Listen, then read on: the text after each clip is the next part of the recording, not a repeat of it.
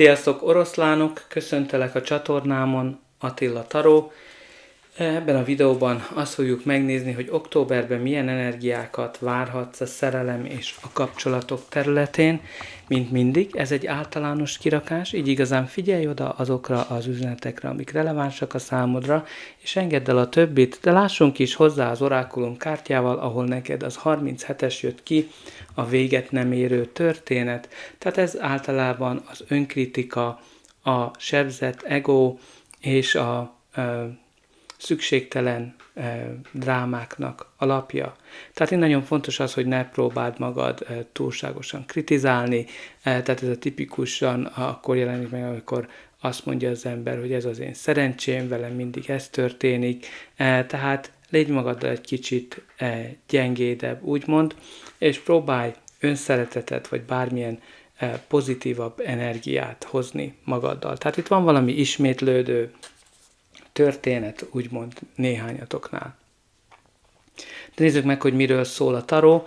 A kirakásod középpontjában az igazságszolgáltatás van, ami igazán az egyensúly, a harmóniának a megtestesítője. Jelezheti azt, hogy az életednek van valamilyen része, amit próbálsz egyensúlyba hozni. Ez lehetnek gondolatok, érzések, jelentheti azt is, hogy itt van valamilyen peres eljárás az életedbe, ami központi szerepet játszik, például ha válláson mész keresztül, vagy bármilyen peres eljárás, ennek meg lehet az igazságszolgáltatás a szimbóluma.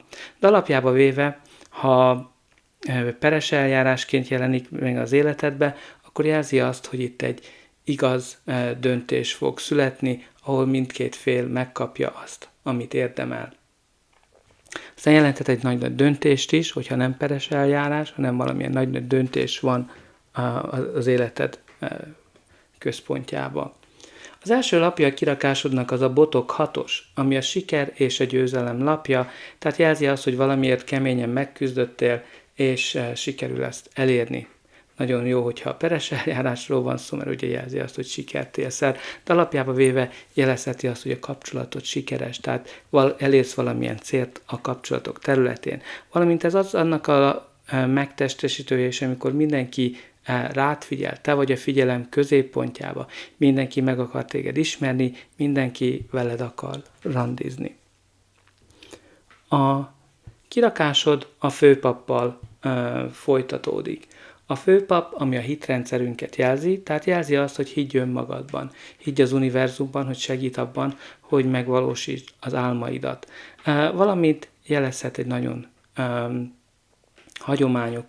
egy hagyományos kapcsolatot, ami a hagyományos értékeken alapul.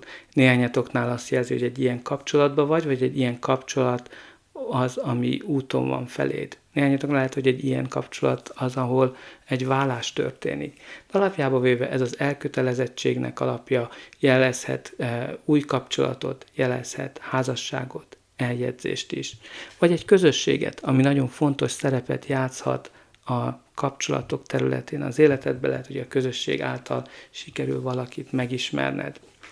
A következő kártya az a csillag, ami a gyógyulás, a felépülés és a remény visszatérését jelzi.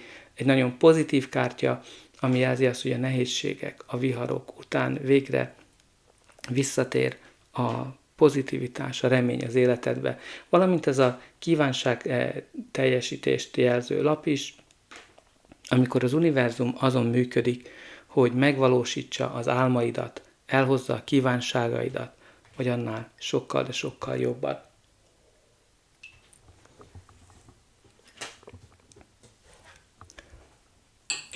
A folytatása a kirakásodnak az a botok 4-essel történik, ami az új kezdeteket jelzi, a 11-11-nek a szimbóluma, amikor kinyílnak előttünk kapuk.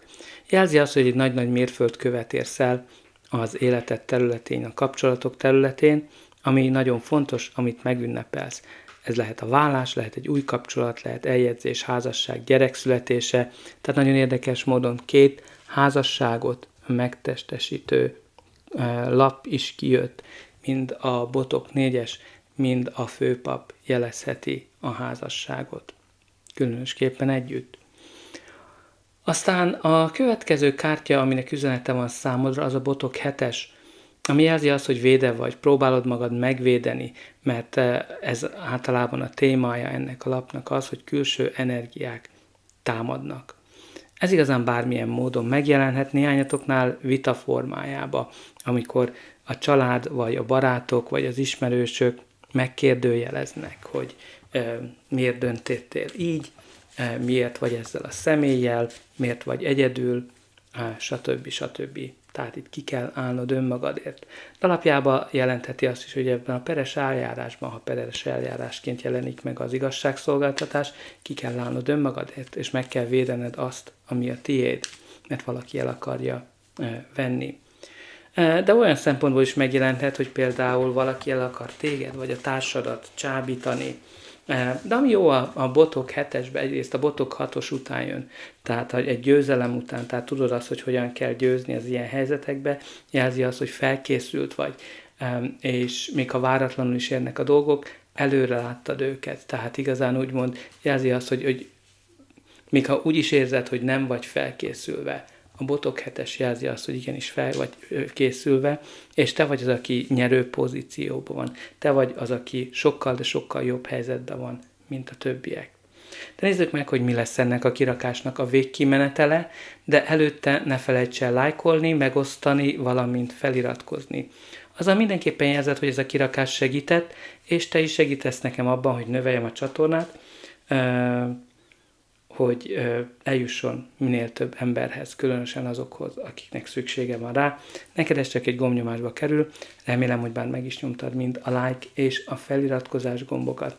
És persze ne feledkezz el a kommentekről se. Mindig érdekel, hogy hogyan rezonál ez a kirakás a te életedre vonatkozólag, valamint írd be pozitív megerősítéseket, például azt, hogy sikerül megvalósítanom az álmaimat, vagy sikeres és győztes vagyok az életem bármely területén. A kirakásod az a kardok királyával folytatódik, ami egy udvari kártya, így lehet a te energiád egy másik személyé, vagy a kártya általános energiája. Tehát ha személyként jelenik meg az életedbe, akkor ez egy nagyon okos, nagyon ravasz, bölcs szemét jelez, aki a tényekre támaszkodik, és kimondja mindig azt, amit gondol, mert számára az igazság a legfontosabb. Tehát ilyen szempontból egyszerűen csak jelentheti azt is, hogy az igazság kiderül. Ha a peres eljárás az, ami rezonált a te életedre vonatkozólag, akkor itt ez a kardok királya jelezhet egy bírót, aki nagyon igazságos, és igazán mind az igazságszolgáltatás, mind a kardok királya jelzi azt, hogy itt egy nagyon igazságos döntésről lesz szó. A következő kártya, aminek jelentése van számodra, az az érmék királynője. Az érmék királynője is egy udvari lap, így lehet a te energiád egy másik személyé, vagy a kártya általános energiája. Tehát az érmék királynője, ha személyként jelenik meg az életedbe, akkor egy nagyon megbízható, hűséges társnak a szimbóluma, egy anyafigura, akire igazán lehet számítani, aki melegszívű, luxusban él, és nagyon gondoskodó, jelenthet egy hűséges, hosszú távú kapcsolatot is. Nagyon érdekes a két udvari kártya, tehát ha remélhetőleg nem a peres eljárás az, ami rezonál, akkor itt jelenthet ugye két személy közötti kapcsolatot, amit ugye az érmék királynője és a kardok királya szimbolizál. Aztán itt lehet, hogy ugye el kell dönteni azt, hogy összeházasodtok, vagy mi a következő lépése ennek a kapcsolatnak. És mivel ugye az igazságszolgáltatásnál be van kötve a szeme, néhányatoknak nehezére esik ez a döntés, vagy igazán nem akarja látni azt, hogy mi is történik. Aztán az utolsó helyre 3 lap is kijött, az érmék apródja, az érmék lovagja és az érmék 10-es. Tehát nagyon sok érmék, lehet, hogy itt ugye sok pénzügyi energiáról, pénzekről, vagy ingatlanról van szó a peres eljárás folyamán. De nézzük meg őket egyenként.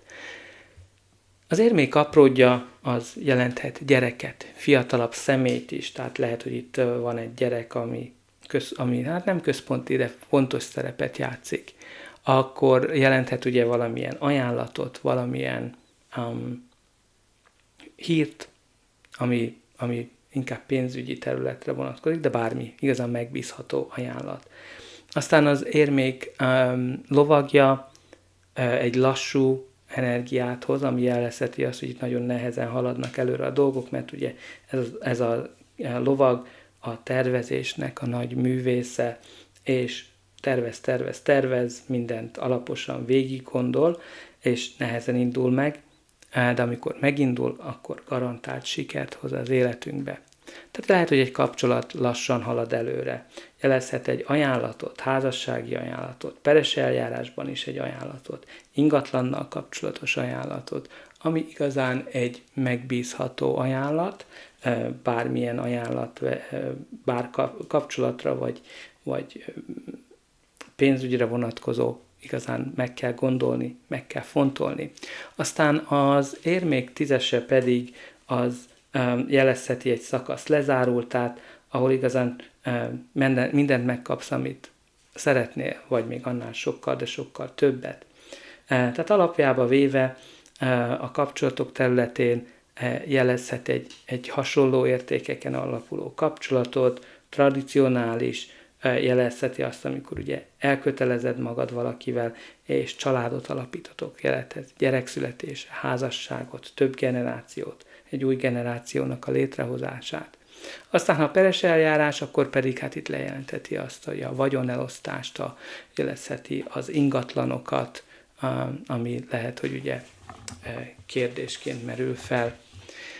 De nézzük meg, hogy milyen energia van a pakli alján. A pakli alján a kardok lovagja van, ami jelzi azt, hogy itt gyorsan fognak haladni az események, mert az egyik leggyorsabban mozgó lap jelezhet egy nagy-nagy döntést, házasság, eljegyzés, vagy akár ha a kapcsolat rossz, a másik fél úgy dönt, hogy kiszáll ebből a kapcsolatból, hogyha vállásként jelenik meg az életedbe ez az igazságszolgáltatás, de alapjában véve a kardok lovagja, ez egy nagyon impulzív energiát hoz, amikor gyorsan haladnak előre a dolgok.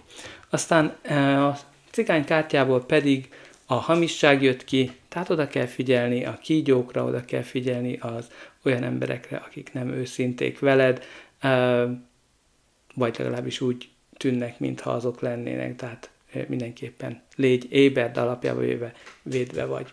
Igazán ennyi van számotokra, remélem, hogy ez a kirakás segített, és újra üdvözölhetlek.